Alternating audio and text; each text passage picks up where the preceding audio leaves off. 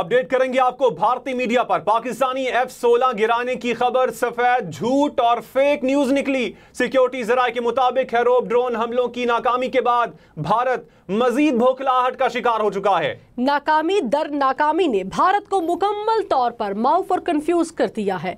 इसी घबराहट में भारत अब राजस्थान, पठानकोट और मकबूजा कश्मीर में ख्याली हमले मीडिया के जरिए करके पाकिस्तान के खिलाफ अगली जारहियत का जवाब बनाना चाहता है। अफवाज पाकिस्तान भारत के तमाम नापाक अज़ाइम को नाकाम बनाने की पूरी सलाहियत रखती है। इसी हवाले से मजीद तफसीलात मालूम कर लेते हैं ब्यूरो चीफ इस्लामाबाद जावेद सोमरो से। जावेद, तफसीलात क्या हैं?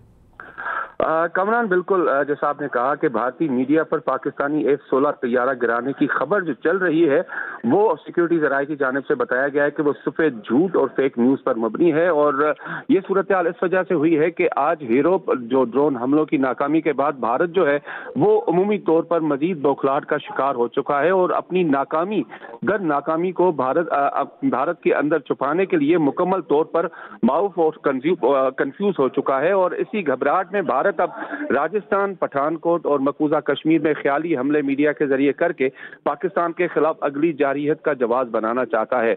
इसके अलावा जराये का कहना यह भी है कि अफवाज पाकिस्तान भारत के इन तमाम नापाक अज़ाइम को नाकाम बनाने की पूरी सलाहियत रखती है। ठीक है जावेद, आप हमारे साथ ही रहिएगा। ब्रिगेडियर रिटायर्ड राशिद वली साहब ने हमें ज्वाइन किया है। सर, क्या कहेंगे? भारत बौखलाहट का शिकार है और अब मजीद प्रोपेगेंडा किया जा रहा है। F-16 मार गिराने की झूठी खबरें फैलाई जा रही हैं। वो तो देखिए, वो पहले से झूठ बोल रहा है, पहले दिन से उसका मीडिया तो सारा बिका हुआ है। उनकी क्या क्रेडिबिलिटी है? और उसमें तो साइकोपैथ, तो जैसे कि वो ऐसे लोग बैठे हुए हैं जो थोड़ी देर बाद उनके मुंह से झाग निकलना शुरू हो जाती है और वो टोटल हज़यान कारी में मसरूफ हैं, क्योंकि उसको जो बीजेपी की एफिलिएटेड कॉरपोरेट वर्ल्ड के शार्क्स हैं उन्होंने खरीद लिया है, अदानी, अंबानी, इसीलिए उसको गोदी मीडिया कहा जाता है। अब वो तो इस किस्म का झूठ फैलाएंगे। वो ये भी कहेंगे कि जी पाकिस्तान ने हमला किया है सिखों पे, कश्मीरियों पे, और हर किस्म का वो अपने जो आबादी है उसको पाकिस्तान से मुतरफर करने के लिए ये बातें फैलाएंगे। मगर झूठ के पाँव नहीं होते, वो कैसे ये चीज़ें हो सकती हैं? वो कौन इनकी उस बयानिए को मानेगा? और कोई ऐसा इंसिडेंट अगर हो तो आजकल सोशल मीडिया है, दीगर चैनल्स हैं, वो चीज़ें छुपी नहीं रहती हैं। और ये उनका जो मेन स्ट्रीम चैनल्स पे जो चीखों पुकार कर रहे हैं, तो मेरा ख्याल है वो दुनिया भी नहीं अब मानती और ना ही ये कोई ऐसी चीज़ है जिसपे कोई हमें कान धरने की ज़रूरत है। हमें अपना रिस्पॉन्स एक मैसेज। ब्रिगेडियर साहब, आपने वक्त दिया, आपका शुक्रिया। हमारे साथ कर्नल रिटायर्ड आबिद लतीफ़ साहब भी मौजूद हैं। बहुत शुक्रिया आबिद साहब, आपके भी वक्त का।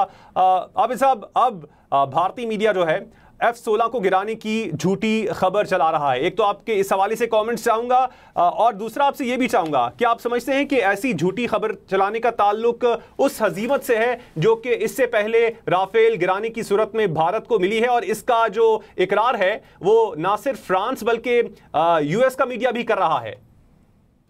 जी देखिए, मुझे तो समझ नहीं आ रही कि मैं अब हंसूं या क्या कहूं, क्योंकि वाकई मैं तो स्ट्रेस हो गया हूं। जिस तरीके से मुझे तो लगता नहीं है कि पूरे इंडिया के अंदर किसी ने कोई इंटरनेशनल पॉलिटिक्स पढ़ा है, स्ट्रेटजी पढ़ी है, कोई वॉरफेयर पढ़ा है, कोई इंफॉर्मेशन वॉरफेयर पढ़ा है, या कोई मैस कम्युनिकेशन के करीब से गुजरा है।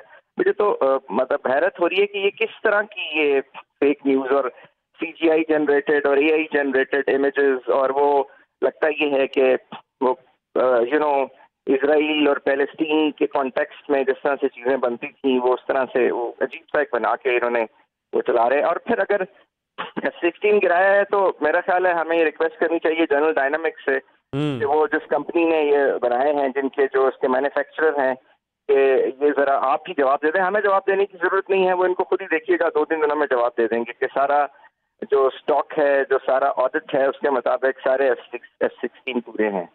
तो ये एक जी जैसे पहले भी बात हो रही थी, ये एक ऐसी स्टेट बन गई है जो झूठ पे बेस करके है, जो जिसमें कोई स्टेट्समैनशिप नहीं है। स्टेट पॉलिसी ही झूठ है और एक फेक के ऊपर, ये तो फेक न्यूज़ भी नहीं है, मतलब फेक न्यूज़ के लिए भी आपको एक आयोटा ऑफ ट्रुथ होता है जिसके गिर्द आप एक स्टोरी बनते हैं, उस स्टोरी को आप मोमेंटम देते हैं, क्लाइमेक्स पे लेके जाते हैं, एक्सपोजिशन ऑफ स्टेटस देते हैं, फिर आप जो है उसको इतना रिपीट करते हैं कि लोग उसको सच समझे। ये सारी चीजें भी साइड पे रख के सिर्फ सफेद झूठ बोल देते हैं और सफेद झूठ को चलाना शुरू कर देते हैं। वो जो इनके एंकर्स हैं और इनके टीवी चैनल्स हैं वो आ जाते हैं।